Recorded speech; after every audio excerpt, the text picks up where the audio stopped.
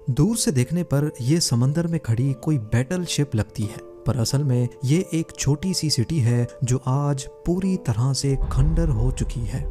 किसी वक्त में इस छोटे से आइलैंड पर 5000 से ज्यादा लोग रहते थे और ये ना सिर्फ जापान की बल्कि दुनिया की सबसे घनी आबादी वाली सिटी कहलाती थी। यहाँ अपार्टमेंट्स थे जिनका कंक्रीट अब गल सड़ चुका है। इनमें लोगों का सामान आज तक मौजूद है। ऐसा मालूम होता है कि शायद यहाँ रहने वाले सब कुछ ऐसे ही छोड़कर यहाँ से भागे हैं। यहाँ स्कूल्स थे जहाँ कभी बच्चों की आवाजें गूंजती थीं। Hospitals, town hall, swimming pools, shops और सिनेमा समेत यहाँ वो तमाम फैसिलिटीज थीं जो किसी शहर में होनी चाहिए। पर आज ये पूरा आइलैंड, पूरा शहर किसी वीरान गोस्ट टाउन की शक्ल पेश करता है। लेकिन आखिर क्यों यहाँ रहने वाले हजारों लोगों में से आज एक भी यहाँ नहीं रहता? यहाँ ऐसा क्या हुआ था कि जापान ने 35 सालों तक टूरिस्ट को इस आइलैंड पर जाने से रोके रखा? ज़ेन टीवी की वीडियोस में एक बार फिर से खुशामदीद। नाजरीन, इस आइलैंड को हशीमा कहा जाता है जो जापान के शहर नागासाकी से 15 किलोमीटर दूर साउथ चाइना सी में मौजूद है। क्योंकि इस आइलैंड की शक्ल एक बैटल शिप जैसी है, इसी वजह से इसको बैटल शिप आइलैंड भी कहा जाता है। समंदर के इस हिस्से में करीब 500 ऐसे आइलैंड हैं जिनमें कोई आबादी नहीं, लेकिन हशीमा की कहानी इनसे काफ़ी अलग है। देखा जाए तो दूसरे आइलैंड्स काफ़ी हरे भरे हैं, लेकिन हशीमा आइलैंड समंदर से उभरा हुआ एक बहुत बड़ा पत्थर है जहां पर प्लांटेशन ना होने के बराबर है। हशीमा आइलैंड ने अपने वक्त में जापान की इकोनॉमी को बूस्ट करने में बहुत बड़ा रोल प्ले किया था और इसकी सबसे खास बात थी कोल माइनिंग। पिछले 150 सालों की हिस्ट्री में इस आइलैंड के करीब समंदर के बॉटम से 1 करोड़ 65 लाख टन कोयला निकाला गया था। इतना ज्यादा कोयला आज पूरे इंडिया को 1 महीने तक और पाकिस्तान को 10 महीने तक इलेक्ट्रिसिटी प्रोड्यूस करके दे सकता है।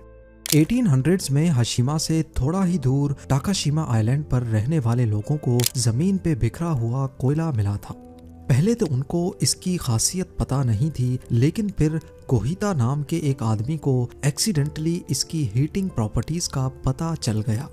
उस दिन के बाद से टाकाशिमा आइलैंड के लोगों ने जमीन पर बिखरे हुए कोयले को इकट्ठा करना शुरू कर दिया, जिससे वो अपने घरों को गर्म रखते थे। देखते ही देखते 1850 में नागासाकी एक इंटरनेशनल शिपिंग पोर्ट बन चुका था। अमेरिका और चाइना के दरमियान ये एक स्टॉप ओवर पोर्ट था जहां पर इंटरनेशनल कार्गो सेलिंग शिप्स रुकती थी। वेस्टर्न कंट्रीज यानी ग्रेट ब्रिटेन और यूएसए अपनी सेलिंग शिप्स को स्टीम इंजन से रिप्लेस कर रहे थे, जिनको चलाने के लिए एक ही चीज की जरूरत थी और वो था कोयला। जब वो शिप्स नागासाकी पोर्ट पर आकर रुकती थी तो उनको रिफ्यूलिंग के लिए कोयले की जरूरत पड़ती थी और ये कोयला नागासाकी से थोड़ा ही दूर टाकाशामी आइलैंड पर बिखरा हुआ था। जब कोयले की डिमांड बढ़ती गई तो अब आइलैंड के लोग इसको बेचने के लिए जमीन से निकालने लगे। देखते ही देखते टाकाशामी के सरफेस पर से कोयला खत्म हो गया। तभी उन्होंने आसपास के आइलैंड्स का रुख किया, जिसमें हशीमा वाहिद ऐसा आइलैंड था जिसमें काफी ज्यादा कोयला था। उस वक्त कोयले को निकालने के लिए ओल्ड स्कूल तरीके इस्तेमाल किए जाते थे, जिसमें ज्यादातर हाथों का इस्तेमाल होता था। अब बढ़ती हुई कोल डिमांड्स को पूरा करने के लिए हाथों का इस्तेमाल नाकाफी था। इसीलिए 19th सेंचुरी में मित्सुबिशी ने हशीमा आइलैंड खरीद लिया। उस वक्त मित्सुबिशी एक शिपिंग कंपनी थी जिसने हशीमा आइलैंड पर प्रॉपर कोल माइनिंग स्टार्ट करने का फैसला किया। मित्सुबिशी ने यहाँ वर्कर्स के लिए घर बनाए और पूरे आइलैंड को समंदरी लहरों से बचाने के लिए एक सी वॉल भी बनाई। यही वजह है कि आज ये आइलैंड एक शिप की शक्ल जैसा दिखता है। 1916 में यहाँ 3000 वर्कर्स रहते थे जो साल में 150 टन कोयला जमीन से निकालते थे। हशीमा आइलैंड के छोटे साइज की वजह से यहाँ रहने की जगह काफी कम थी, लिहाजा मित्सुबिशी ने यहाँ कंक्रीट रेजिडेंशियल कॉम्प्लेक्स बनाया ताकि ज्यादा से ज्यादा वर्कर्स यहाँ अपनी फैमिलीज के साथ रह सकें। ये उस वक्त जापान की सबसे बड़ी कंक्रीट बिल्डिंग हुआ करती थी, लेकिन ये फिर भी वर्कर्स के रहने के लिए काफी छोटी थी। उसके बाद हशीमा आइलैंड पर वर्कर्स की तादाद बढ़ती गई और मित्सुबिशी यहाँ नए कॉम्प्लेक्स भी बनाता चला गया।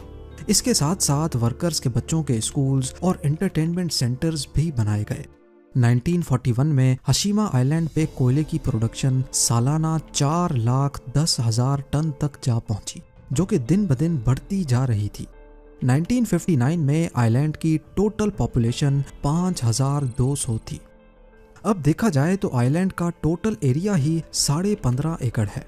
अगर हम सिंपल मैथ करें तो 1 एकड़ में यहाँ 335 लोग रहते थे।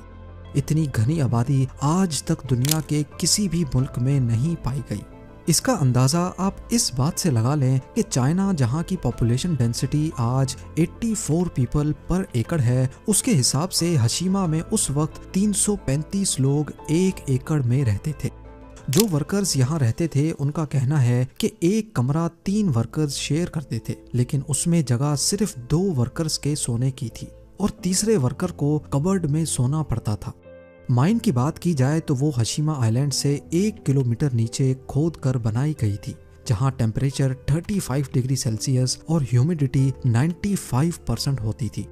इन हार्श कंडीशंस में वर्कर्स का काम करना किसी भी सूरत खतरे से खाली नहीं था। हशीमा आइलैंड की कोल माइन पर काम करने के दौरान कई वर्कर्स की जान भी जा चुकी है। यहाँ तक कि वर्ल्ड वॉर 2 के दौरान और उससे पहले चाइनीज और कोरियन कैदियों से फोर्सफुली माइन पर काम करवाया जाता था, जिसके लिए पूरी दुनिया आज तक जापान को क्रिटिसाइज करती है। इसी वजह से वर्ल्ड वॉर 2 के बाद जब जापानीज एम्पायर का तख्त उलट दिया गया तो अपना इम्प्रेशन अच्छा करने के लिए जापान ने हशीमा आइलैंड पर वर्कर्स के लिए कई फैसिलिटीज भी बनवाई, जैसा कि सिनेमा, जिम्नेजियम, हाई स्कूल्स और एंटरटेनमेंट सेंटर्स।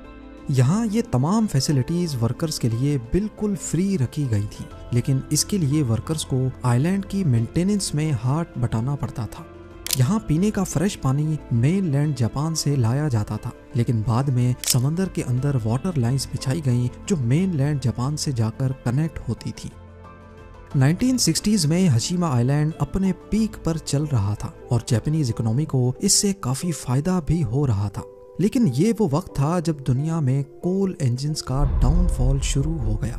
कोयले को माहौल के लिए नुकसानदेह करार दे दिया गया और ऑयल ने कोयले को रिप्लेस करना शुरू कर दिया। इसके चलते अब इंटरनेशनल मार्केट में भी कोल की डिमांड कम होने लगी और आहिस्ता आहिस्ता कोल माइंस बंद होना शुरू हो गई। हशीमा आइलैंड पर माइनिंग वैसे ही काफी मुश्किल थी, क्योंकि एक तो ये मेनलैंड से कटा हुआ था और दूसरा साउथ चाइना सी में सुनामी और समंदरी तूफान अक्सर आते रहते थे। मित्सुबिशी ने आइलैंड के गिर्द प्रोटेक्शन वॉल तो बना रखी थी, लेकिन इन तूफानों की वजह से अक्सर ये वॉल टूट जाती थी, जिसकी वजह से इसकी रिपेयरिंग पर भी एक्स्ट्रा खर्चा आता था। इन सब डिफिकल्टीज की वजह से अब हशीमा कोल माइन प्रॉफिटेबल नहीं रही थी। 1970s में मित्सुबिशी ने 2000 वर्कर्स को निकाल दिया या उनको दूसरी फैसिलिटीज में एडजस्ट कर दिया और फिर फाइनली 15 जनवरी 1974 में कंपनी ने ऑफिशियली हशीमा कोल माइन को बंद कर दिया। बिना जॉब और रोजगार के हजारों वर्कर्स ने रातों रात हशीमा आइलैंड को छोड़ दिया। हशीमा आइलैंड की हिस्ट्री में इंसानों की पूरी एक नस्ल यहाँ बड़ी हुई थी, लेकिन वो सारी यादें उनको यहीं छोड़कर जाना पड़ा। आज हशीमा साउथ चाइना सी में एक भूला हुआ खंडर आइलैंड का मंजर पेश करता है।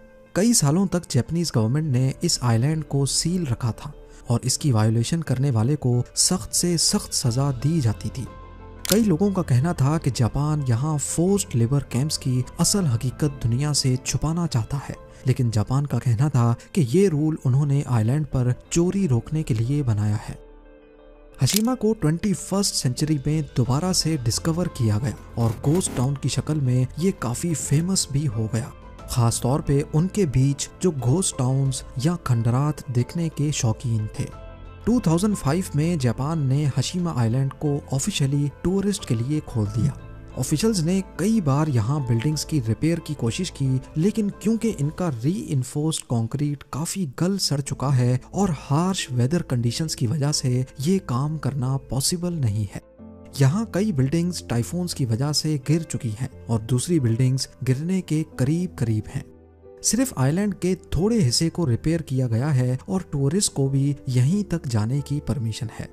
इस गोस्ट टाउन की लोकेशन फिल्म मेकर्स को भी काफी अट्रैक्ट करती है। यहाँ 2009 की life after people TV series shoot की गई थी। 2011 में जेम्स बॉन्ड की स्काईफॉल मूवी के काफी थ्रिलर सीन्स को भी हशीमा आइलैंड पर ही शूट किया गया था। 2009 में जापान ने हशीमा आइलैंड को यूनेस्को वर्ल्ड हेरिटेज साइट की लिस्ट में डालने की रिक्वेस्ट की थी, लेकिन साउथ कोरिया, नॉर्थ कोरिया और चाइनीज गवर्नमेंट ने इसको काफी अपोज किया। उनका कहना था कि ये उन बच जाने वाले लोगों की फीलिंग्स के साथ खिलवाड़ है जिन लोगों को यहाँ फोर्सफुली लाकर उनसे माइन के अंदर काम करवाया जाता था। आखिरकार इनके बीच कॉम्प्रोमाइज इस बात पे हुआ कि जापान यहाँ 1940s में फोर्स्ड लेबर को एक्सेप्ट करेगा और हेरिटेज साइट की हिस्ट्री में फोर्स्ड लेबर का जिक्र भी किया जाएगा। उम्मीद है जेम टीवी की ये वीडियो भी आप लोग भरपूर लाइक और शेयर करेंगे। आप लोगों के प्यार भरे कमेंट्स का बेहद शुक्रिया। मिलते हैं अगली शानदार वीडियो में।